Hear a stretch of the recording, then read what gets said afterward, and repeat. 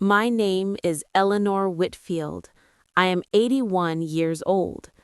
I live in a small house on the edge of Leeds with my only son, Michael, and his wife, Claire. Life was not always painful. After my husband passed away, Michael looked after me. He brought my medicines every week. He cooked simple meals when Claire was busy. He often asked, "Mum, are you feeling all right today?" I felt grateful. I believed I would never be alone. I still remember the first week after my husband died. Michael woke up early every morning to make tea.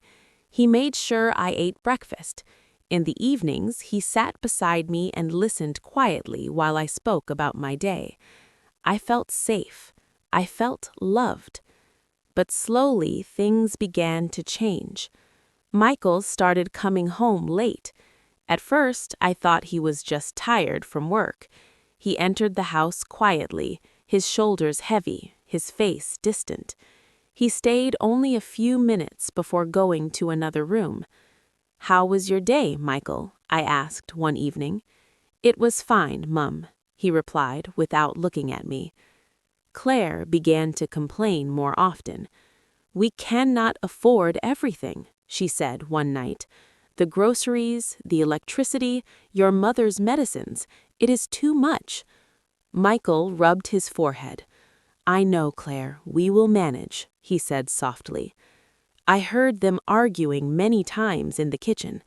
I tried not to listen, but the walls were thin. "You care about her too much," Claire said angrily. "She is my mother," Michael replied. "I won't abandon her." "I'm not talking about feelings," Claire snapped. "I'm talking about reality."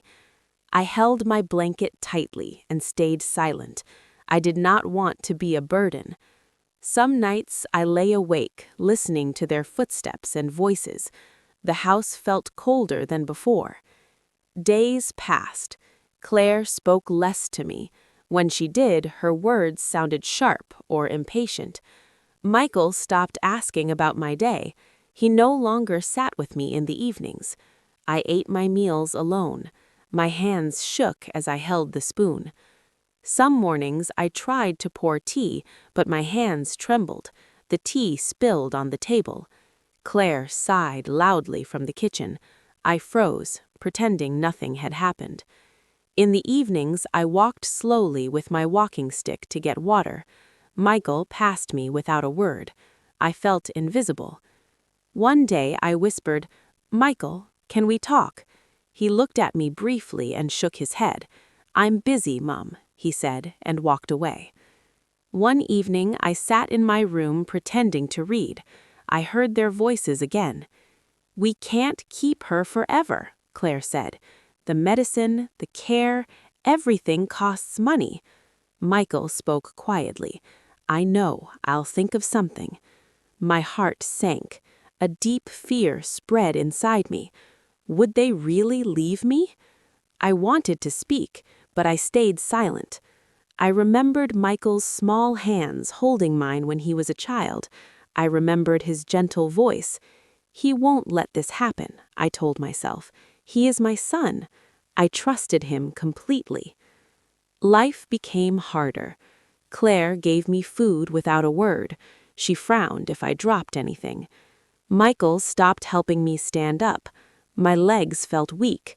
Some mornings I could not reach the bathroom without holding the walls.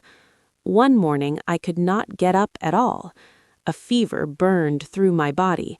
My head felt heavy. I called softly for water. No one came for a long time. When Michael finally entered, he looked worried but also restless. He gave me a little water. Claire stood behind him, silent and cold. That night I heard them arguing again. "We cannot waste money on doctors any more," Claire shouted. "Tomorrow we will take her somewhere." Michael did not argue. My heart broke. I was too weak to speak. The next evening, Michael helped me into the car. "Mum, we're going for a short drive," he said. "You'll feel better." I wanted to believe him. I trusted him.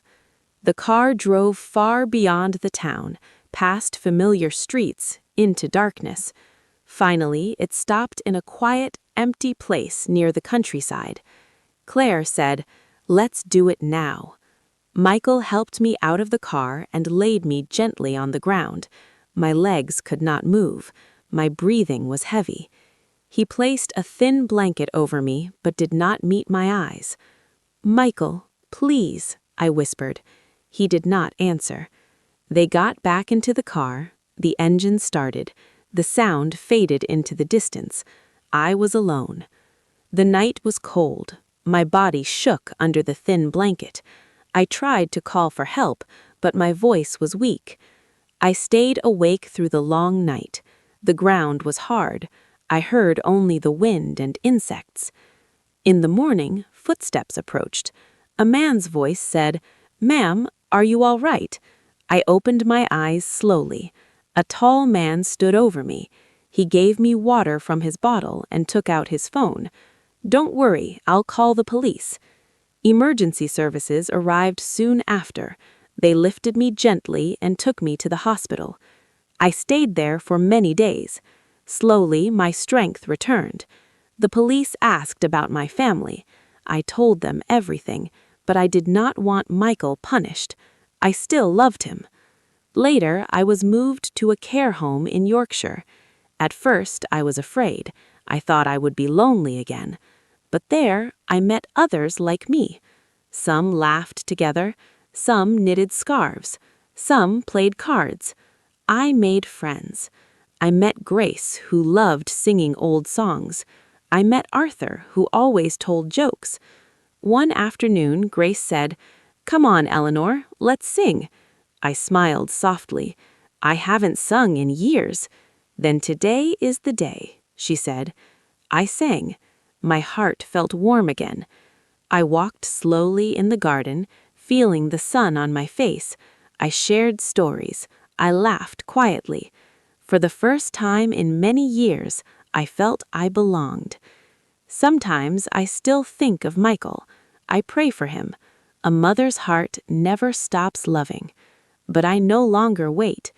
In this new home, I found care, I found kindness, I found family. My life did not end the night I was abandoned. It began again. Even at 81, I can say this: I am not alone anymore.